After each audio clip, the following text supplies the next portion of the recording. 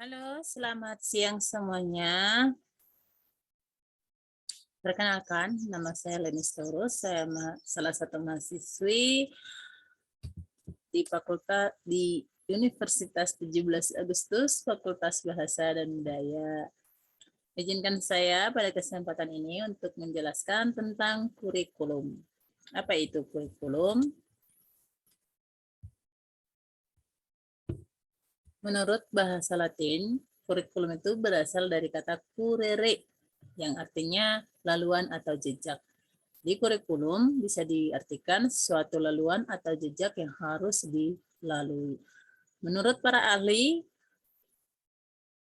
kurikulum merupakan suatu perencanaan untuk mendapatkan keluaran yang diharapkan dari suatu pembelajaran. Itu menurut Grayson. Semua pengalaman yang direncanakan yang dilakukan oleh sekolah untuk menolong para siswa dalam mencapai hasil belajar kepada kemampuan siswa yang paling baik ini menurut Menlo. Menurut Seller, J. Gallen, dan William N. Alexander, kurikulum merupakan keseluruhan usaha sekolah untuk mempengaruhi belajar baik berlangsung di kelas, di halaman, maupun di luar sekolah. Sedangkan menurut William Berragan, semua pengalaman anak yang menjadi tanggung jawab sekolah. Namun menurut Undang-Undang Nomor 20 Tahun 2003, kurikulum adalah satu perangkat rencana dan pengaturan mengenai tujuan, isi, dan bahan pelajaran serta cara yang digunakan sebagai pedoman penyelenggaraan pembelajaran untuk mencapai tujuan pendidikan tertentu. Jadi, kurikulum merupakan semua situasi atau keadaan dalam lembaga pendidikan dapat menyelidiki, mengorganisir, memonitor, dan mengevaluasi secara sadar terhadap pengembangan kepribadian. Mari kita bahas tentang tipologi kurikulum. Tipologi kurikulum itu ada 5 tipe. Yang pertama kita bahas dulu tentang kurikulum berdasarkan isi. Tipe yang pertama adalah kurikulum klasik. Kurikulum yang bersifat tradisional menekankan pada bahasa asing, bahasa kuno, sejarah, sastra, matematika, dan ilmu murni. Kurikulum ini berkembang pada masa lampau di mana negara dalam hal ini adalah kerajaan membutuhkan pegawai administrasi untuk mengatur rumah tangga kerajaan dan memberikan layanan kepada rakyat. Yang kedua, kurikulum vokasional merupakan kurikulum yang digunakan untuk mempersiapkan peserta didik dalam dunia kerja.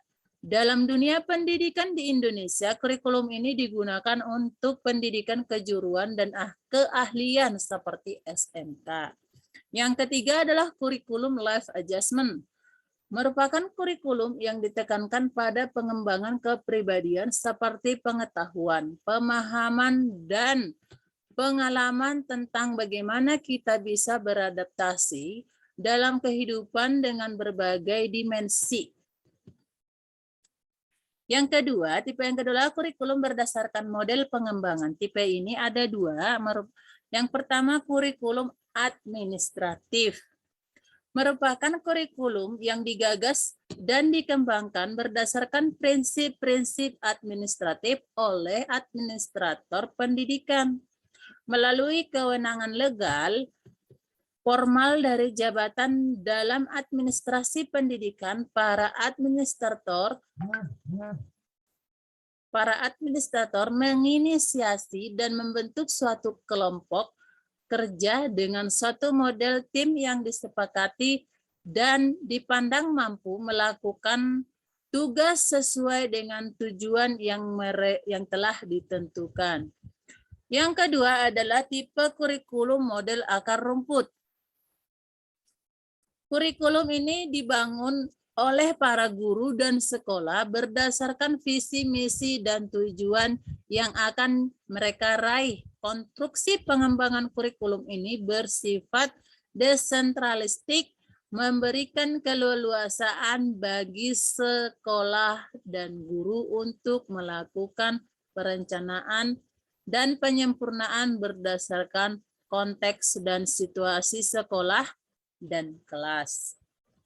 Yang ketiga adalah kurikulum berdasarkan kenyataan. Kurikulum berdasarkan harapan kenyataan ini ada dua tipe. Yang pertama adalah kurikulum ideal. Merupakan kurikulum yang dicita-citakan, diharapkan oleh banyak orang karena mengandung gagasan konseptual ideal suatu kurikulum. Biasanya kurikulum ini tercantum dalam dokumen resmi lembaga pendidikan, seperti kurikulum nasional dan kurikulum tingkat setara pendidikan atau KTSP. Yang kedua, kurikulum real atau aktual. Merupakan kurikulum yang diimplementasikan dalam proses pendidikan, pembelajaran, dan pengajaran. Kenyataan atau realitas memiliki kecenderungan sesuatu yang diharapkan, diinginkan, dan dicita-citakan. Oleh sebab itu, apa yang didokumentasikan tidak selalu sama dengan yang diimplementasikan. Yang keempat adalah kurikulum berdasarkan struktur materi pembelajaran. Struktur materi pembelajaran ini ada 3 tipe. Yang pertama, kurikulum terpisah. Merupakan kurikulum mata pelajaran atau mata kuliah yang dirancang untuk disajikan secara terpisah.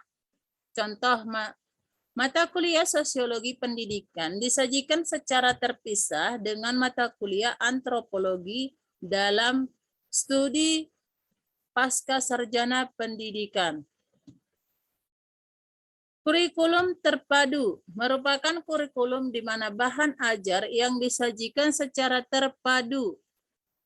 Kurikulum ini biasanya disajikan dalam bentuk tematik sehingga semua mata pelajaran bisa diintegrasi atau terpadu ketika pendidik menjelaskan, menerangkan, mendiskusikan. Contohnya, tema pelajaran lingkungan hidup dapat dijelaskan dengan berbagai mata pelajaran seperti sains, bahasa Indonesia, matematika, dan lain-lain. Yang ketiga adalah kurikulum terkolerasi, merupakan kurikulum yang bahan ajarnya dirancang, dikonstruksi, dan disajikan secara terkolerasi dengan bahan ajar yang lain. Contohnya, untuk memahami beberapa materi sosiologi konsumsi terkait dengan beberapa materi sosiologi kebudayaan. Yang terakhir adalah kurikulum berdasarkan cakupan penggunaan. Ada 3 tipe. Yang pertama, kurikulum nasional. Merupakan kurikulum yang diinisiasi, dirancang, dan dilaksanakan secara nasional. Kurikulum ini dikonstruksi oleh suatu tim nasional yang melibatkan berbagai kesepakatan nasional dari berbagai keilmuan. Yang kedua adalah kurikulum lokal, merupakan kurikulum yang diinisiasi, dirancang, dan dilaksanakan secara lokal. Konsep lokal bisa terkait dengan suatu wilayah, provinsi, kabupaten, atau kota. Yang ketiga, kurikulum non atau sublokal, biasanya disebut dengan sekolah, merupakan kurikulum yang diinisiasi, dirancang, dilaksanakan dalam lingkup sekolah. Kurikulum ini dikenal sebagai kurikulum tingkat satuan pendidikan atau KTSP, yang operasionalnya berdasarkan konteks suatu situasi dan kondisi sekolah dengan tetap merujuk pada tingkat nasional. Nah, sekarang mari kita bahas tentang model kurikulum. Yang pertama, model kurikulum saintifik. Model kurikulum saintifik, intinya model kurikulum ini adalah semua bentuk kehidupan manusia dapat dicari dari hukum-hukum yang bersifat umum. Melalui hukum tersebut, kegiatan dan Kegiatan manusia dapat dikontrol dan dirasionalisasikan atau dikolaborasikan dengan cara tersebut. Kurikulum ini dipandang memiliki derajat objektivitas. Yang kedua, model kurikulum reflektif. Kurikulum ini dapat diperbincangkan, didiskusikan, dirundingkan, dan dinegosiasi secara bersama. Ada dua hal tentang kurikulum ini, yaitu kurikulum holistik. Merupakan suatu bangunan keseluruhan dapat diterima peserta didik dari sekolah seperti kurikulum SMA jurusan IPS atau kurikulum program studi sosiologi di perguruan tinggi. Yang kedua, kurikulum parsial, suatu bagian tertentu dari bangunan keseluruhan yang diterima peserta didik dari sekolah seperti silabus sosiologi di SMA, jurusan IPS atau sosiologi pendidikan dari program studi sosiologi. Yang ketiga, model kurikulum yang direlasional. Intinya adalah usaha untuk memperlihatkan apa yang diajarkan di sekolah dengan struktur sosial. Adanya pengakuan bahwa apa yang dianggap sebagai pengetahuan di sekolah tumbuh dari suatu latar belakang histori tertentu. Kurikulum tersembunyi. Menurut Balatin, tahun 1983 menjelaskan sistem permintaan implisit yang ditemukan pada setiap institusi pembelajaran yang mana mahasiswa atau siswa harus mengetahui dan menanggapi. Kurikulum ini merujuk pada peraturan, regulasi, dan rutin di mana partisipasi sekolah harus menyesuaikan diri. Menurut Robinson, tahun 1986, menemukan bahwa konsep kurikulum tersembunyi diciptakan oleh Jackson untuk menunjukkan pelajaran-pelajaran yang diperoleh para murid atas kenyataan bahwa mereka merupakan bagian dari sekumpulan manusia yang belajar tentang menghadapi kenyataan bahwa keinginan dan hasrat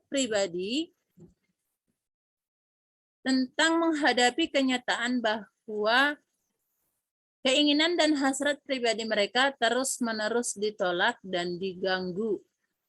Jadi kurikulum tersembunyi sebagai konsep tetap digunakan, namun dapat diartikan sebagai suatu yang diajarkan dan dipelajari bersama dengan kurikulum resmi atau formal, melekat dalam peraturan, regulasi, dan rutin, tidak tertulis tentang perilaku, sikap seperti ketaatan pada pihak yang berwenang dan norma yang berlaku umum serta iklim hubungan kekuasaan dan konsekuensi tidak terantisipasi. Selanjutnya, kurikulum dan evaluasi. Evaluasi kurikulum adapun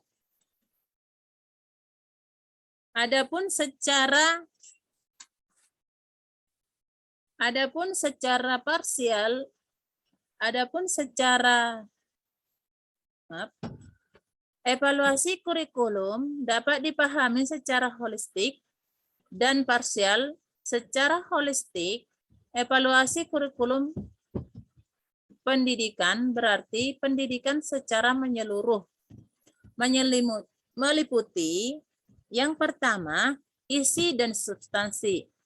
Yang kedua, proses pelaksanaan program pendidikan. Yang ketiga, kompetensi kelulusan. Yang keempat, pengadaan dan peningkatan kemampuan tenaga pendidikan.